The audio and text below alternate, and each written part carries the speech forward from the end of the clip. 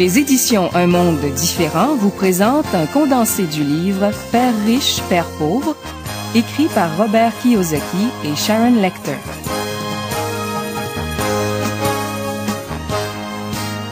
Devenir riche ne s'apprend pas à l'école.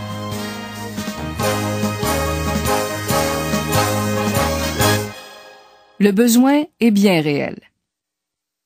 Si vous jetez un coup d'œil à la vie d'une personne qui travaille dur et qui possède une instruction dans la moyenne, vous verrez que son cheminement est semblable à celui de bien d'autres.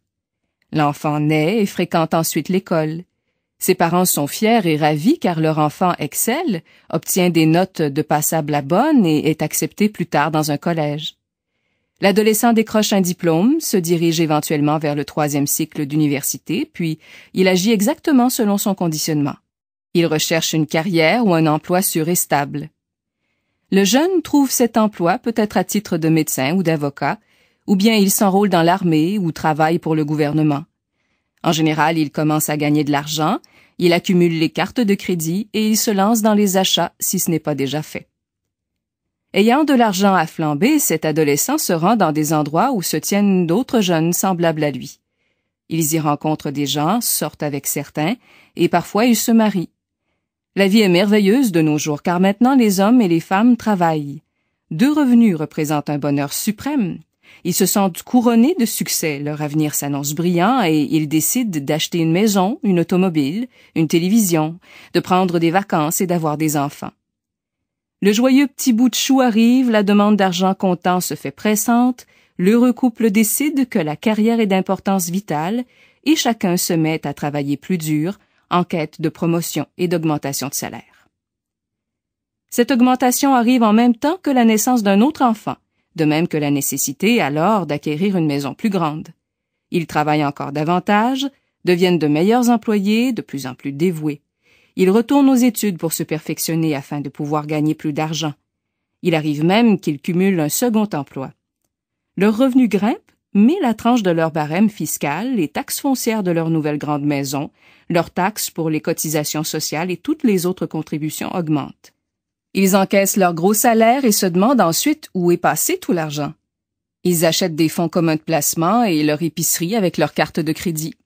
Leurs enfants atteignent l'âge de 5 ou 6 ans et il devient impératif de mettre de l'argent de côté en vue du collège et de faire des économies en pensant à leur retraite. Cet heureux couple, dont les conjoints sont âgés de 35 ans, est maintenant pris au piège du rat race, ou l'engrenage, pour le reste de leur vie active. Ils travaillent pour les propriétaires de leur entreprise, pour le gouvernement en payant des taxes et des impôts, et pour la banque en remboursant une hypothèque et leur carte de crédit. Puis, ils conseillent à leurs propres enfants d'étudier consciencieusement, d'obtenir de bonnes notes et de chercher un emploi ou une carrière stable. Ils n'apprennent rien concernant l'argent, sauf de ceux-là qui profitent de leur naïveté, et ils travaillent dur pendant toute leur vie. Ce processus se perpétue ensuite au sein d'une autre génération laborieuse. Voilà ce qu'est le rat race.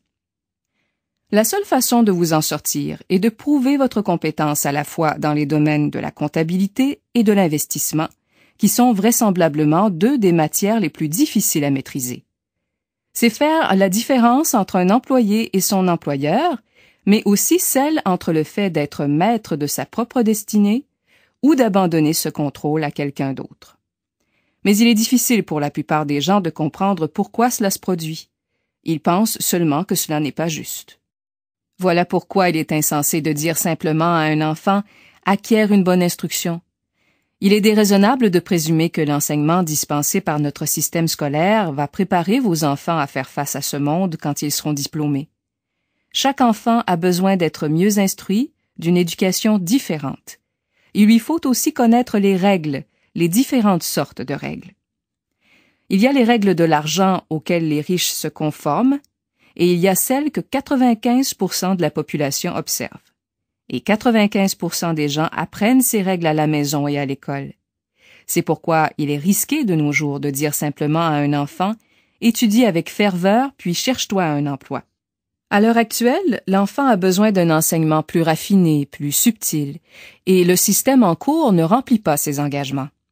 Peu m'importe le nombre d'ordinateurs qu'on place dans une salle de classe ou combien d'argent les écoles dépensent.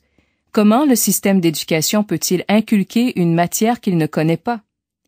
Comment donc un parent peut-il enseigner à ses enfants ce que l'école ne leur apprend pas?